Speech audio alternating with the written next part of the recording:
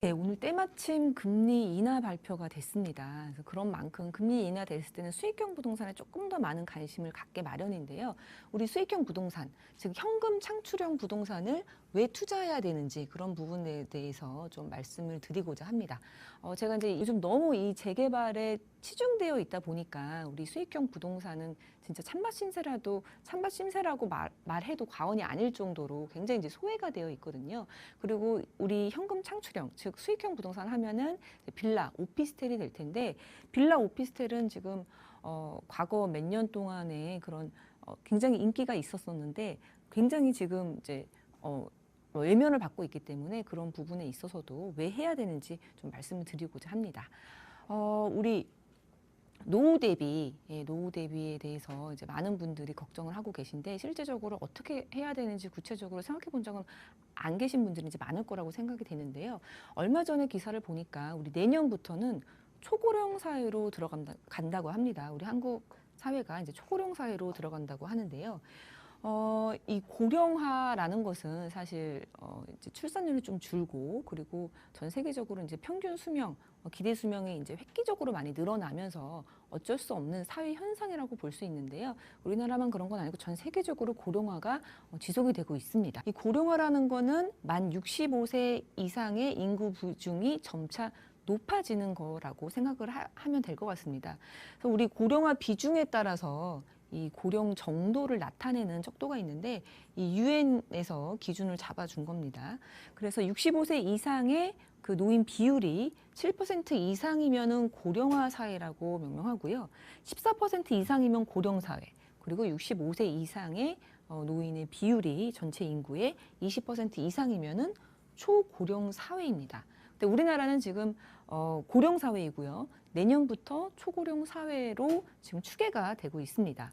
그래서 올해 65세 이상의 노인 명수가 769만 명인데, 내년에는 800만 명으로 이제 돌파를 한다고 하고, 우리 노인 인구 1000만 명 시대가 이제 곧 온다고 합니다. 그래서 초고령 사회다, 이렇게 보실 수 있는데, 네, 이제 문제는 우리나라의 이 고령화 속도가 너무 빠르다는 겁니다. 우리나라의 이제 고령화 정도를 보면은 2000년도에 고령화 사회가 됐고, 2018년도에 고령 사회로 진입을 했고요. 7년 있다가 바로 내년부터 초고령 사회로 진입을 하는데요. OECD 34개국 중에서 가장 이 고령화 그리고 고령, 초고령 사회로 진입하는 이 기간이 굉장히 짧습니다. 그래서 우리나라가 이 고령화 사회가 되고 나서 18년이 있다가 고령 사회로 됐고, 고령 사회로 됐다가 이제 7년 후에 이제 내년부터 추계에 따르면은 초고령 사회로 진입을 하는데요. 다른 나라들은 얼마나 이렇게 느리게 진행이 됐냐면, 프랑스 같은 경우에는 이 고령화 사회에서 고령 사회로 가는데 115년이 걸렸다고 합니다. 그래서 우리나라가 18년 걸릴 동안에 115년이 걸렸고, 이 고령 사회에서 초고령 사회로 넘어가는 게 우리나라는 7년 정도 예상을 하고 있는데, 내년부터니까. 프랑스는 39년이 걸렸다고 합니다. 그래서 이 노인 인구가 많아짐에 따른 그런 사회적인 제도들, 연금 제도라든지 아니면 복지라든지 뭐 인식이라든지 이런 부분들을 115년, 35년 동안 준비할 수 있었는데, 우리나라는 그만큼 빠르게 진행이 됐기 때문에 그러한 부분의 준비가 좀 짧다라는 것, 그렇기 때문에 부작용이 많을 수 있다라는 거 예상해 볼 수 있고요. 그 고령화 빠르다, 뭐 고령화 많이 됐다, 노인들이 많다라고 우리가 흔히 얘기하는 일본도 우리나라에 비하면은 그렇게 빠르지가 않습니다. 고령화 사회에서 고령 사회로 가는데 24년, 그리고 고령 사회에서 초고령 사회로 가는데 12년. 우리나라가 이제 빠르게 이제 고령 사회로 진입을 하고, 그 속도가 빠르다. 그래서 노후 대비할 시간이 없다라는 것이 문제입니다. 그래서 이렇게 빠르게 노인이 이제 많이 노인 비율이 이제 많이 증가를 하고, 고령화가 이제 빠르게 진행이 되고 있는데, 그렇다면은 이 우리나라 노인 빈곤율도 1등이고 노인 자살률도 1등이라고 얘기를 하고 있는데, 그러면은 그 노인 소득 어느 정도 되는지 한번 OECD 국가들하고 비교를 해보면요. 65세 이상의 노인의 가처분 소득은 전체 인구 평균보다 낮습니다. 2020년 기준으로 OECD 네, OECD 평균을 보면요. 65세 이상의 노인은 전체 인구 소득의 평균 88%를 기록하고 있습니다. 그런데 일부 국가들은 이제 굉장히 낮은 수준이라고 하는데 거기에 한국이 포함됩니다. 그래서 한국, 뭐 에스토니아, 라트비아, 리투아니아에서는 약 70% 이하. 그리고 우리나라는 정확히 말하면은 전체 소득의 평균보다 68% 정도, 그러니까 가장 최하위권이라고 보실 수 있겠는데요. 노인들의 소득 당연히 뭐 지금 뭐 열심히 일하고 생산 가능한 그런 인구의 평균보다 훨씬 낮아야 되는 거 아니냐라고 우리가 상식적으로 생각해 볼 수 있는데 그렇지 않은 나라도 있습니다. 노인들의 가처분 소득의 평균이 더 높은 나라도 있는데 프랑스 그리고 이스라엘, 이탈리아, 룩셈부르크, 멕시코 같은 나라는 이 전체 평균의 소득보다 노인들의 소득이 더 높다라고 합니다. 예, 나라별로 좀 살펴보면 우리나라는 65세 이상의 소득이 전체 평균의 68%를 차지하고 있고요. 여기서 또 중요한 게 65세 평균은 그런데 75세로 넘어가면은 58%. 그래서 전체 평균보다 이제 상당히 낮습니다. 그래서 노인 빈곤율이 높을 수밖에 없는 그런 수치를 보여주고 있고요. OECD 국가 평균이 88% 그리고 75세 이상이 이제 80% 정도. 그리고 이제 노인의 복지라든지 아니면 연금 제도가 잘 이제 마련이 된 그런 나라들 같은 경우에는 네, 코스타리카 이제 100%가 넘고요. 노인들이 더 많이 법니다. 그리고 이스라엘, 이탈리아도 이제 83%, 105%, 103%, 그러니까 노인들이 더 많이 번다 이렇게 보실 수 있습니다. 멕시코도 이제 102%.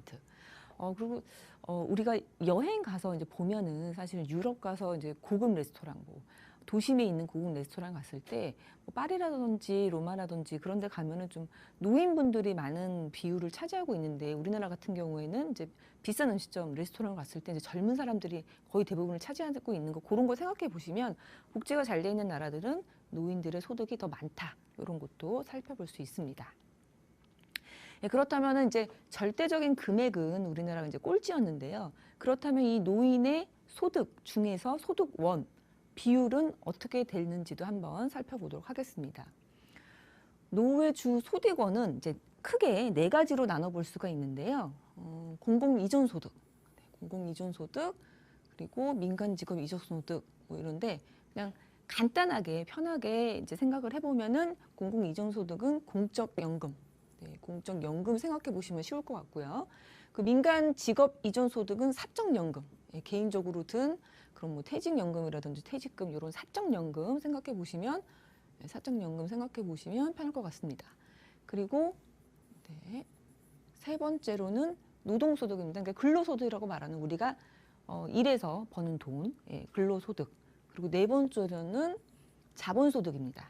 그래서 자본소득하면 그러니까 크게 두 개로 나누면 금융소득, 그러니까 은행의 이자, 예, 금융의 이자, 그리고 부동산 소득, 부동산의 월세 이렇게 생각해 볼 수가 있겠는데요. OECD 국가의 이제 평균을 한번 살펴보겠습니다. OECD 국가의 평균을 보면은 공적연금이 한 3분의 2 정도, 예, 3분의 2 정도를 차지합니다.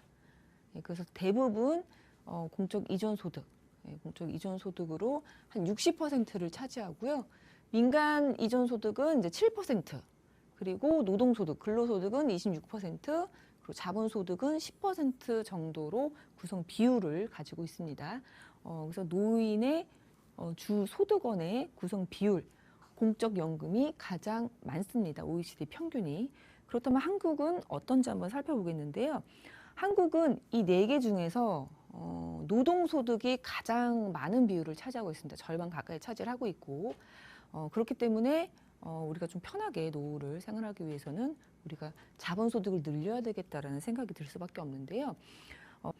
OECD 평균이 반 넘게 거의 60%가 공적연금으로 이루어져 있고 그 다음에 사적연금 7%, 자본이 10%, 근로 나머지인데 우리나라 같은 경우에는 공적연금이 30%고요.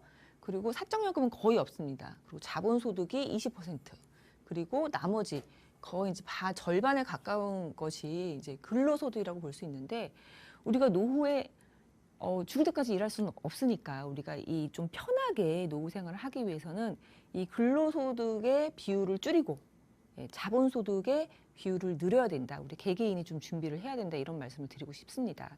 아까도 말씀드렸다시피 우리나라의 고령화 속도, 그 초고령화로 가는 그런 고령화 속도가 이제 너무 빠른 나머지 공적연금이라든지 사적연금의 준비 시간 자체가 없었습니다. 그렇기 때문에 이런 부분들은 제도적인 거나 인식이나 뭐 복지라는 거는 하루아침에 이루어지는 게 아니기 때문에 긴 시간, 노력과 긴 시간을 들여야 된다는 측면에서 우리 개인 입장에서는 공적연금이 늘어나는 것을 기대하기보다는 이 자본소득에 조금 힘을 써서 근로소득을 줄이면서 자본소득의 비율을 좀 늘릴 수 있도록 개개인이 준비를 해야 된다. 이렇게 말씀을 드려보고 싶습니다. 네, 그래서 이렇게 빠르게 고령화가 진행이 되고 있고, 그리고 절대적인 노인의 소득도 좀 낮은 수준이고, 우리나라는.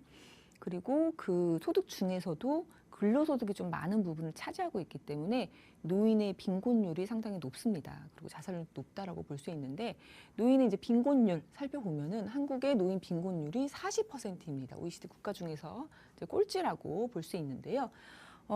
이 빈곤율은 이제 상대적 소득 빈곤의 비율입니다. 상대적 소득 빈곤이라는 것이 전체 중위 가계 소득의 절반 이하의 소득을 가진 경우가 이제 소득 빈곤이라고 하는데, 이 중위 소득은 이제 평균이 아니고요. 1등부터 꼴찌까지의 그 소득을 나열했을 때 딱 중간에 있는 그 소득의 절반 이하의 소득을 빈곤 소득이라고 하고요. 그 절반 이하의 소득을 가진 가구의 그런 비율, 그게 이제 빈곤율이라고 볼 수 있습니다. OECD 국가의 노인 빈곤율의 평균은 23%입니다. 그리고 전체 인구의 평균 빈곤율은 11.4% 정도를 차지하고 있는데요. 반면에 우리나라는 노인 빈곤율이 40%입니다. 한국 같은 경우는 빈곤율이 40%, 그리고 전체 인구의 평균 빈곤율은 15.3%입니다.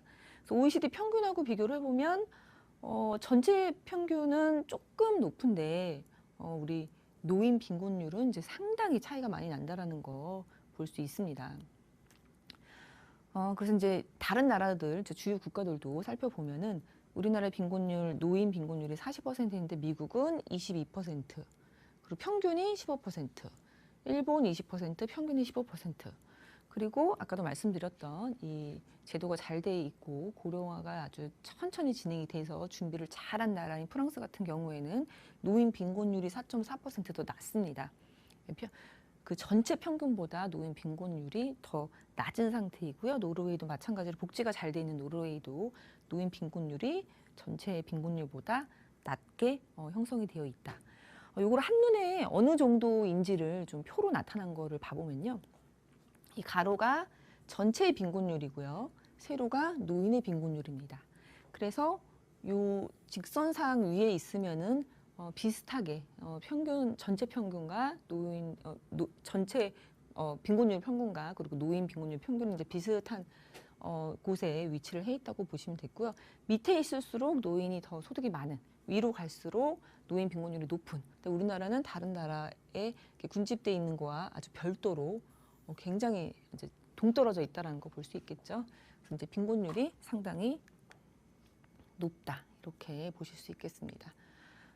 네, 주요 국가들 보면 우리나라는 이제 빈곤율 40%, 네, 전체로 보면은 15.3%, 평균이 14%인데 전체가 이제 OECD 평균과 상당히 동떨어져 있다. 그래서 우리나라의 빈곤율이 높다. 그러니까 우리 개인이 잘 준비를 해야 되는데 어디에 준비를 해야 되냐면 자본소득에 준비를 해야 된다. 이렇게 말씀을 드리겠습니다. 네, 그렇다면은 노인 빈곤율이 40%나 되는데 그럼 우리는 이 빈곤하지 않고 여유롭게 좀 편안하게 생활을 하려 그러면 은퇴 후에 소득을 어느 정도 마련을 해야 될까도 한번 살펴보겠습니다. 은퇴 소득 얼마나 있어야 편안한 노후 생활을 할 수 있을까요? 이 노후 생활의 가장 큰 목표는 은퇴 후에 일을 하지 않아도 은퇴 전에 생활 수준을 유지하는 거라고 볼 수 있습니다. 거기에 이제 들어가는 개념이 소득 대체율인데요. 네. 우리가 일했을 때 받았던 그 월급에서 얼마만큼 은퇴 후에 일을 하지 않았을 때 정기적으로 나와야 우리가 좀 편안하게 생활을 할 수 있을까 그런 부분이라고 보실 수 있겠는데요. 정의를 좀 말씀드리면 은퇴 직후 5년 동안 60세부터 64세의 소비 지출액을 은퇴 직전 5년, 그러니까 50대 후반, 은퇴 직전 5년 동안에 가처분 소득으로 나눈 비율입니다. 그래서 내가 지금 500만 원을 벌고 있다. 지금 50대인데 500만 원을 벌고 있다. 그러면은 은퇴하고 난 다음에 내가 일하지 않고 소득을 내 생활비로 쓸 수 있는 금액이 어느 정도인지 그 비율을 살펴본다고 보시면 되겠는데요. 은퇴 전의 소득 대비 은퇴 후 소득의 비중이 한 80% 정도, 이 정도 되면 편안한 노후 생활을 유지할 수 있다라고 합니다. 평균적으로. 그래서 예를 들어서 이제 500인데 지금 받는 게 50대인데 지금 500만 원을 월 받고 있다 그러면 은퇴 후에 한 400만 원 정도 꾸준하게 나오는 그런 소득을 만들어 놓으면 노후가 편하다. 이런 거를 좀 생각해 보시고 지금 30대, 40대이신 분들은 내가 어떤 식으로 자본 이득을 만들 것인지, 자본 소득을 만들 것인지 그런 부분을 좀 생각해 보시면 좋을 것 같습니다. 그래서 아까도 말씀드렸는데 이제 현재 한국의 노인 소득원 비율을 보면요. 공적연금이 30%, 자본소득이 20%, 그리고 근로소득이 50%라고 했습니다. 그래서 아까도 말씀드렸지만 근로소득을 줄이고 그리고 이제 자본소득을 올려야 된다라고 말씀을 드렸는데 그리고 또 지금 소득의 70%는 자본소득으로 내가 만들어 놓는다는 이상적이지만 그런 목표를 생각하면서 현금 창출형 그런 금융소득 그리고 부동산 소득이 있는 그런 금융투자, 부동산 투자 염두에 두셔야 된다. 한 번 더 말씀을 드리고 싶습니다.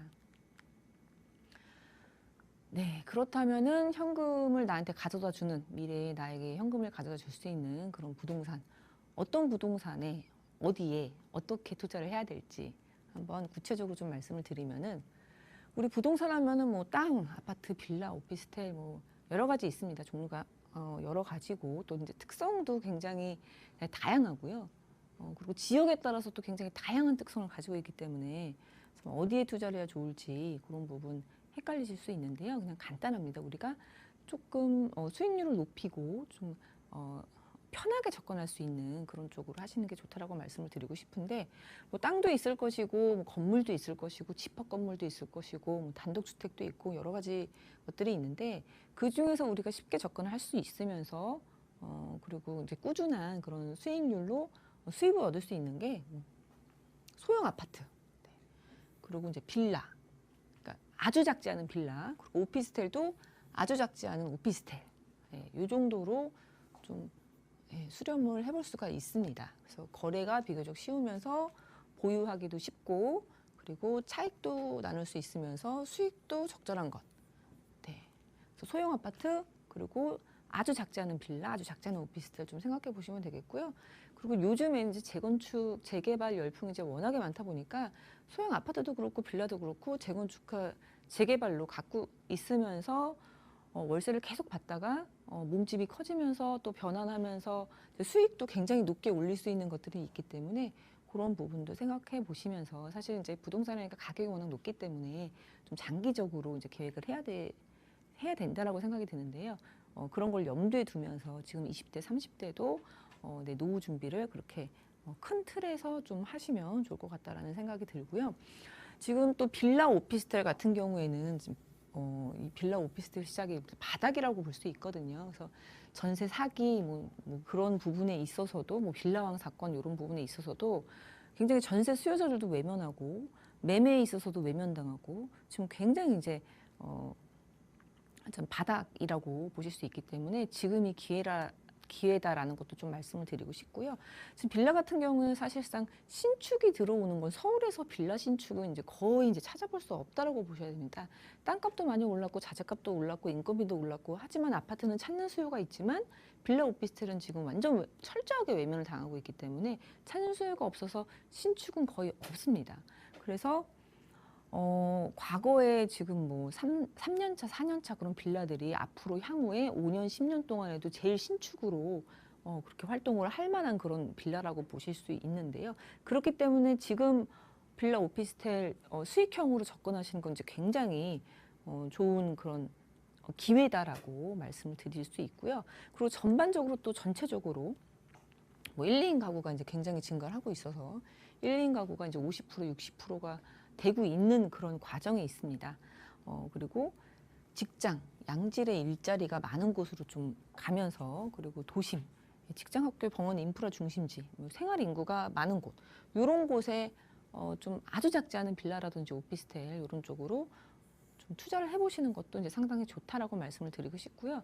지금 전세가가 공시가의 126%뭐 이렇게 전세의 보증 보험의 기준을 좀 강제적으로 낮춰놨기 때문에 전세가 굉장히 약세인 시기인데요.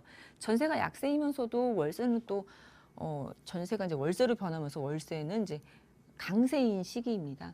그래서 그런 만큼 지금 투자하시는 거 굉장히 좋다라는 생각이 들고 여력이 없으면 뭐 보증금이라든지 아니면 대출을 활용하셔서 하셔도 보증금 월세가 이제 점점 올라감에 따라서 뭐 상환할 수 있는 기회도 앞으로 벌어지기 때문에 그런 부분에서 레버리지도 좀 활용을 하시면 좋을 것 같다라는 생각이 듭니다. 그래서 제가 얼마 전에 그 초고령 사회 얘기를 들으면서 이거 한번 이제 자료를 만들어서 우리 팍스 시청자님한테 좀 보여드려야 되겠다 그런 생각을 했었는데 사실 제가 이제 2018년도에 그 세미나 주제가 고령 사회에 어떻게 대처해야 되는지 얘기를 하면서 이제 고령 사회가 됐습니다. 뭐 7년 뒤면은 8년 뒤면은 초고령 사회로 간다라고 추계에 따르면 그럽니다. 이런 얘기를 했었는데 벌써 초고령 사회로 진입을 한다라고 하는 24년입니다. 그래서 정말 세월이 정말 빠르게 지나간다라는 생각이 들면서 이렇게 우리 차익형과 그 우리나라 뭐 차익형과 뭐 재개발, 재건축에만 지금 집중이 되어 있는 시기에 외면 당해서 좀 손쉽게 접근할 수 있는 수익형 부동산의 기회를 좀 잡으시라고 말씀을 드리고 싶어서 이렇게 자료를 만들어 봤고요.